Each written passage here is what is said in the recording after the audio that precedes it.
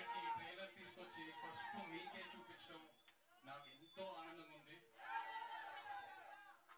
ఎందుకంటే ఈ తండేల్ ప్రయాణం స్క్రిప్ట్ లాక్ అయ్యే ముందు ఫస్ట్ వైజాగ్లోనే మొదలైంది.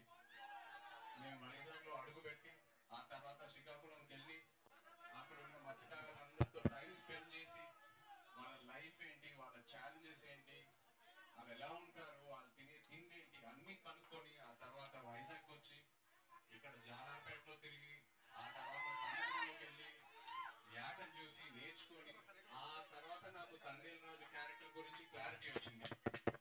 సో ఇక్కడికి వచ్చిండకపోతే ఈ తండేల్ రాజు క్యారెక్టర్ ఉండేది కాదు. So thank you so much. ఈ థ్యాంక్స్ లో చాలా మందికి థ్యాంక్స్ చెప్పాలి ఈ విషయంలో. ఇక్కడ ఫస్ట్ వేదిక మీద ఉన్న మా టీం అందరికి, Karthik thank you for the wonderful story you brought us. అలాగే భాను గారు, సత్య గారు థ్యాంక్ యూ. అండ్ మన పుష్ప కా బాప్ అరవింద్ గారు, నిజంగా లాస్ట్ 1.5 year నా లైఫ్లో నిజమైన తండేలు ఆయనే. చివరికి వచ్చేసరికి నేను ఇంకో సినిమా ఆయన లేకుండా నేను ఎలా చేస్తానా అని ఒక ఫీలింగ్ వస్తుంది నాకు.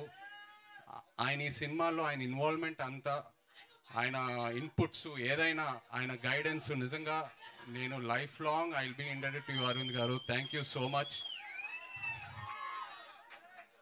అండ్ వైజాగ్ విషయంకి వస్తే